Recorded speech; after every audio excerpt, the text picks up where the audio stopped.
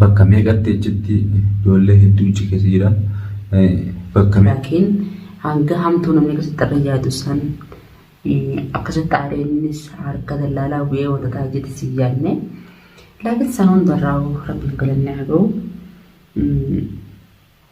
Sun hundinuu amma kun fayyaadhaan rabbi wal nu deebise innis fayyaan gad deebi'ee tu'aan godhaa fi garuu dallaalonni isa akkas godhan sun inshaallah akka fedhataus zajaan isaanii ibsinuma kafalama. Ilmaan Oromoo miskiina nama hin qabne ka telefoona hin qabne ka waan itti rakkoo keessa jiru akka itti himatu hin beekne meeqa achi keessa jira sanis rabbi haa baasu. Anammallee ibsaan dhufee jee miskiina isaa hojjetamu san daranni san kachira tabisan tunna akkasu jirani beektan. Inni irra alhamdulillahi rabbii gaditti nama argateeti namni iyyatee fi viidiyoo maree akka viidiyoo maree mul'ate malee silaa inni nuu mul'atu akkasii daawwattoonni fayyaa hedduu tokko ilmaan Oromoo hedduu tokko galatoomaadha. Fayyaa isinitti haa ta'u jabaadhaadha.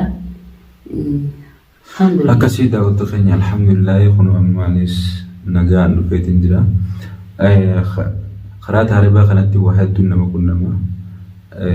Waan akkanaa tanatu naqunnama jeenee achirratti waa hedduu kunuu qabanii sutumanii waan dhala namarratti raawwanne namarratti raawwatanii warri waan kana godhus dhalama Oromooti maquma Oromoo himata afaan Oromootiin kan akkasitti si godhanii osoo rabbi jaala dhiisaa jiru ableen qabanii gurra kana lawanna godhan amma na hodhamee jira ati wana tumaa isaanii sanirraayis alhamdulillahi hafeetiin jira sila akka isaaniitiin anumaa ajjeesuu kaanii alhamdulillahi rabbiin na baasee jira du'aa itteessanis naa qeebalamtee jirti hedduu takka galatoomaadha.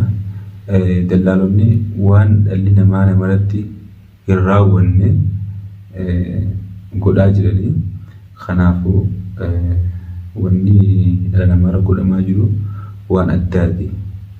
Afaan Oromoo haasee afaan Oromootiin dubbatta maal siin jaane rabbi sodaadhu jetteen rabbii sunuu yoo karaa kana dhufe awalarraa buna siin jaane subhaanallah akkas jecha nama afaaniin jiru warra habree yoonna ta'utu waan akkasii godhachuu warra jibbeeti akka ta'uudhaan waan akkasii godhachuu namni gargarii akkuma isa wanni sun waan gaariitti barnumaa gammachuudhaan barar si qamaanii barnumaa wanta hunda nama tumuudha qamaanii bar nama jaalatanii garee jaalatanii garee saniin situman jechuudha faraqa situmanii maallaqa booddu jedhanii nama miskiina karaa deemu akkanumatti waan takka osoo ati waan takka irraan balleessine karaa deemtaa dalagadhee jechuun biyya namaa dhaqeetiin dalagadhee firaa jijjiirattee ati kaatee deemtaa namuma kana qabaniituma kamatti buusii maallaqa ni guutaa buusii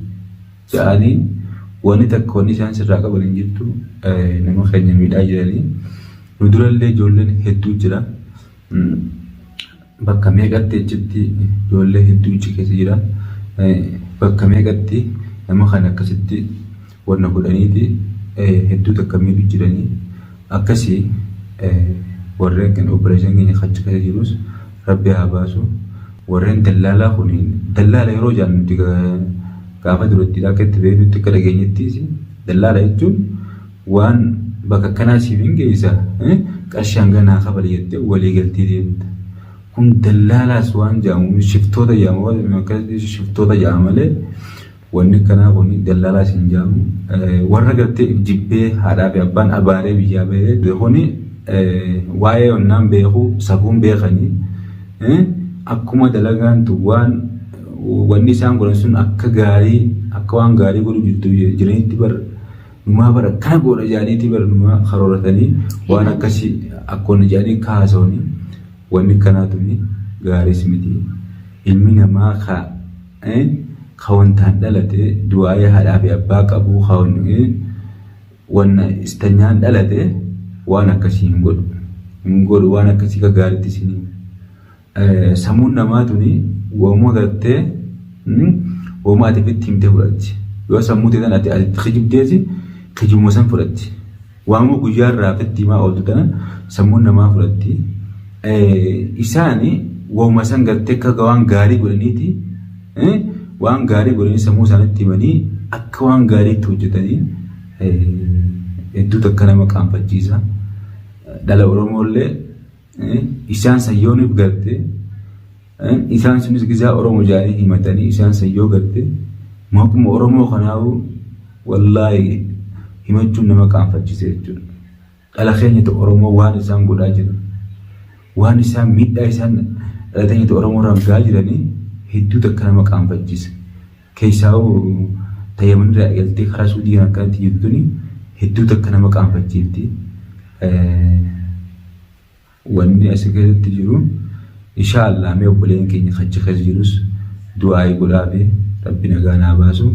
Akkasii daawwattoota keenya qaqqaalee islaamdhaan teenyee bakka isin jirtan isin biraa geessu jechaa hedduu takka isin jaalladha hedduu akka isin kabaja. Baay'ee takka naaf galatoomaa warreen bilbiltanii waa hunda sagalee naa keessanii yaada naa kanatanii sagalee naa taatuutan hedduu akka isin jaalladha hedduu akka galatoomaa.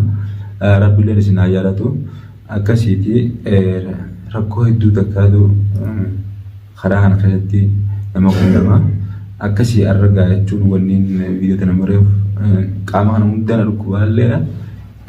Akka gartee alhamdulillah nagaan galee jeenuu gartee gammachuudhaan sitti mul'abe.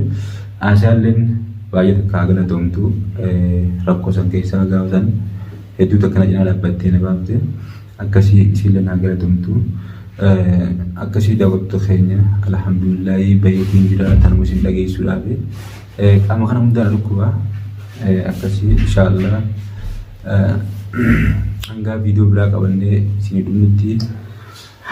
Assalamu alaikum wa rahmatullahi wa barakatuh. Bye bye.